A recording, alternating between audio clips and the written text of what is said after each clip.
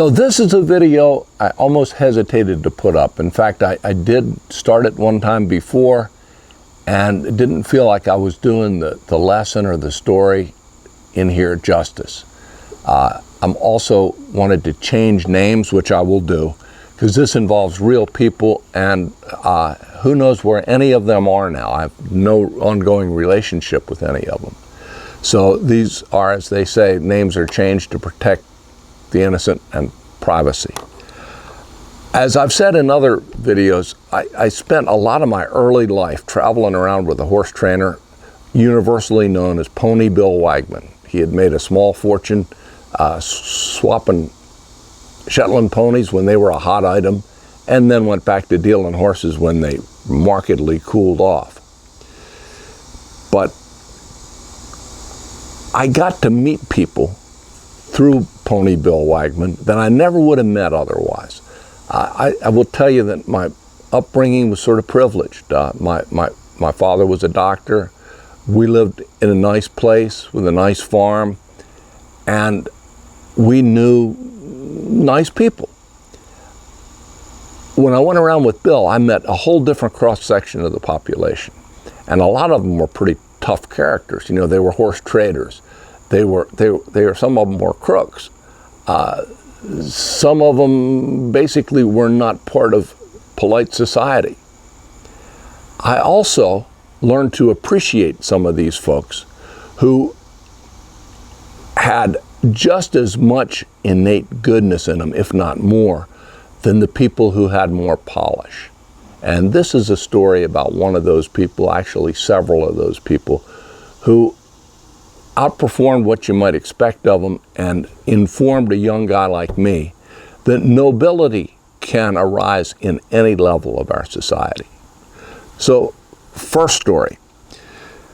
Bill used to deal with a fella that had a horse auction, and he was a trader who would go to other auctions, buy horses, and resell them on the margin, more or less, at his sale sometimes, plus accepting all sorts of consignments from other people. And we regularly went down to this auction, which, like a lot of local auctions that are now gone, was a weekly event. So we would be at this auction every couple of weeks when Bill needed something and thought might be available there.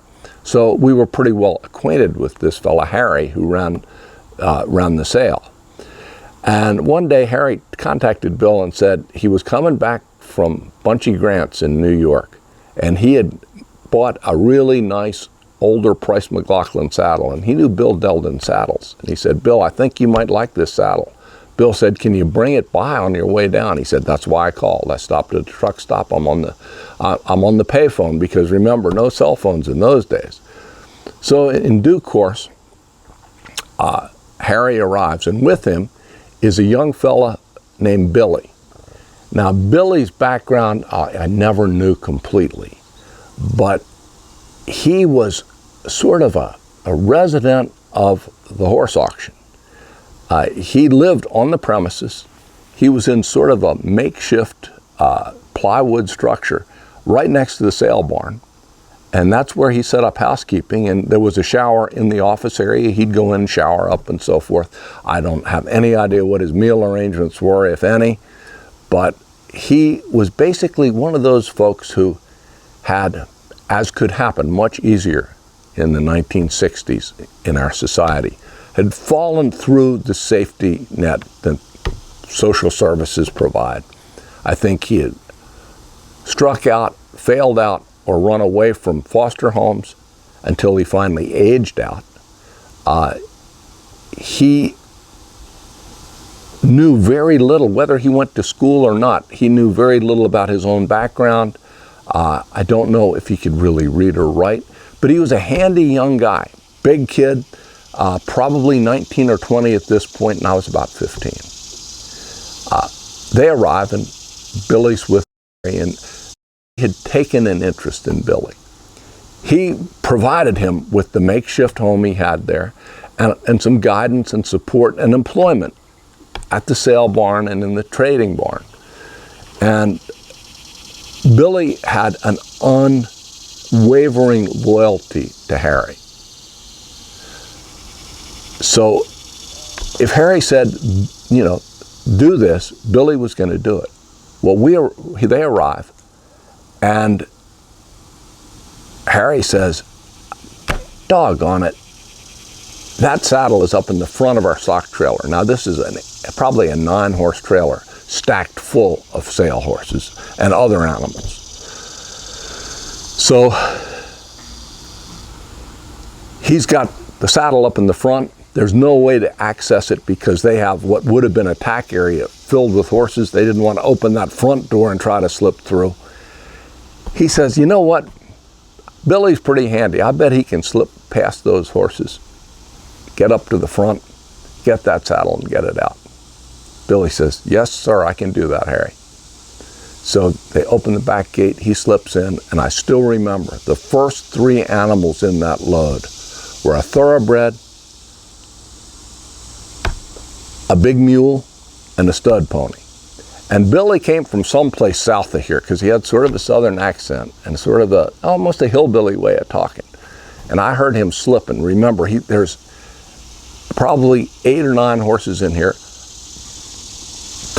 They were tied, but they were tied different directions just because of different horses would pick. They wanted their head away, so on. So Billy's got to slip around their hips, under their necks, under their ropes, get the whole way to the front of the trailer and drag this saddle back through with him. So I hear him go on there, and the first thing I hear, because he's trying to calm these things down, he says, whoa, thoroughbred. Whoa, stud pony. Whoa, Jassafras, as he passes the first 3. And I hear him up in the front rummaging around, and then he comes back through. And it's, whoa there, Jassafras. Whoa, stud pony. Whoa, thoroughbred. Out the back he comes, and he's holding the saddle. And she says, God damn it, Billy, that's a junk saddle. That Price McLaughlin's still up there. You got the wrong saddle. Billy just looks at him real level and says, no problem, I'll just go back up. So it's, whoa, thoroughbred. Whoa, Jassafras. Whoa there, stud pony. And he works his way to the front. Same thing on the way back. Comes out with the right saddle, and Bill buys it. The fact is, though, the point is, that was a terribly dangerous thing to do. But he was that loyal to Harry, then he would do it. So he goes on through there like that and never questioned, and he was handy enough that he got by it. So there was a real relationship there. But one time we went down to the sale barn. We got there early because Bill would try to buy horses in the parking lot, see if he could sort of skim the cream before other people saw him and before they went through the sale ring, if he could make a better deal and have them on his trailer. He didn't have to worry about what they'd bring in the sale. And Billy's there, as he usually was, but he's real down in the mouth, you know. He's sort of out of sorts, which was not like him. Really, he was always a pleasant guy. And Pony Bill says to him, Billy, what in the hell is wrong with you? You're in a bad mood or what? He says, just sort of thinking about something. He says, it just bothers me. I ain't mad at you. I ain't mad at the kid. I'm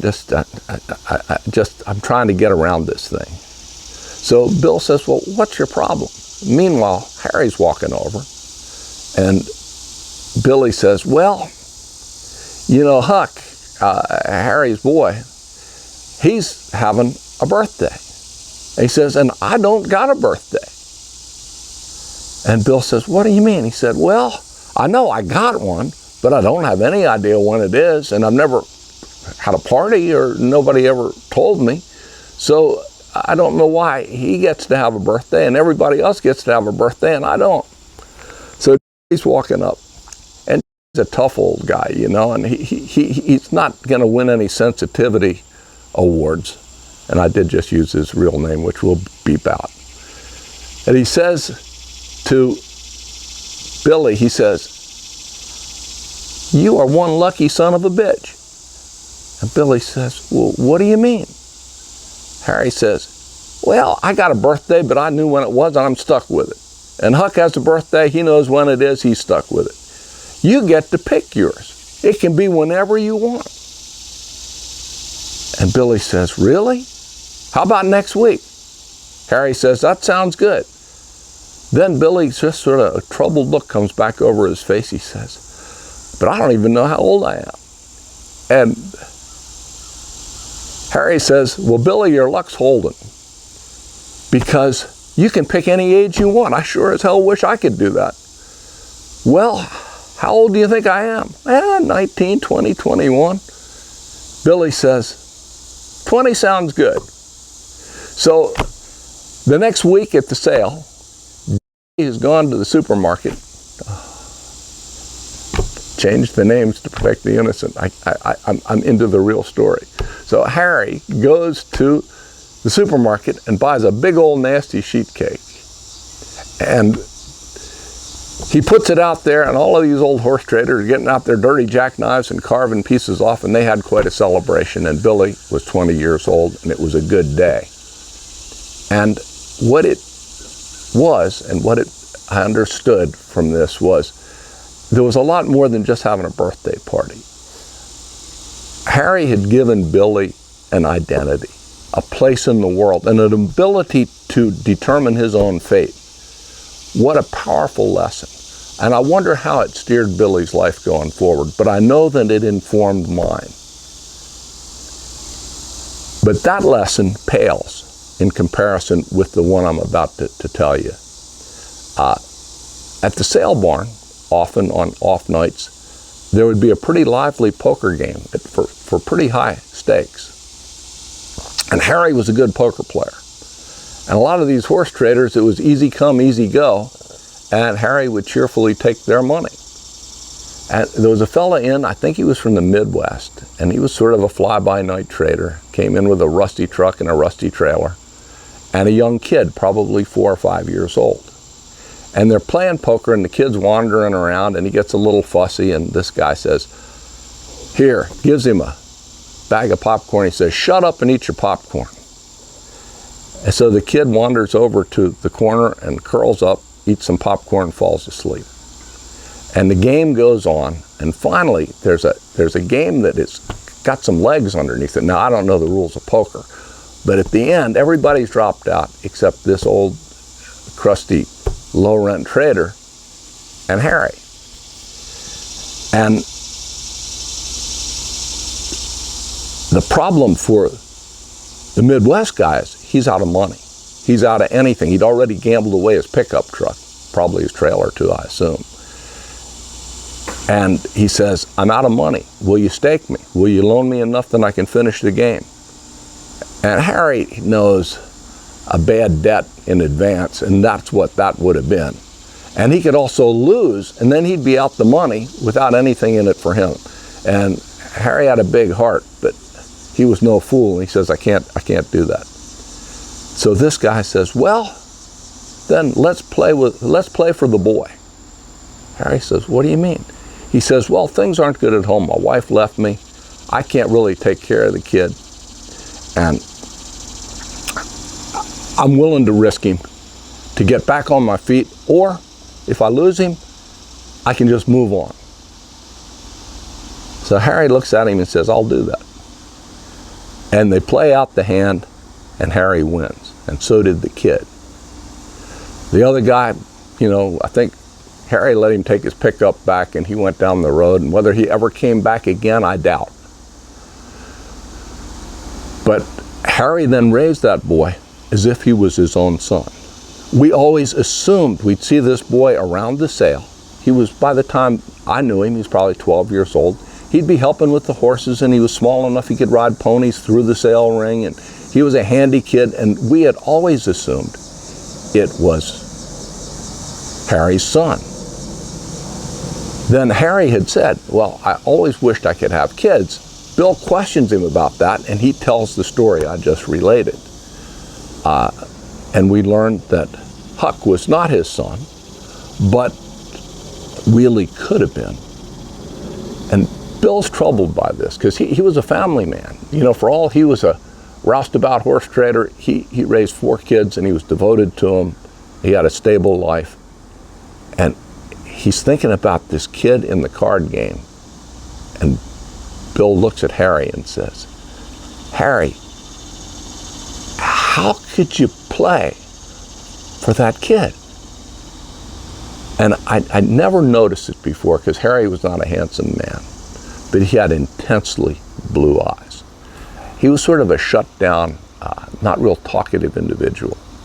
And it was almost like he had shutters over those eyes. Well, the shutters come off, and he turns this level blue gaze on Pony Bill Wagman, who just asked him, how could you play a hand of cards for that boy? And his response was the best it could have been. He said, how could I not?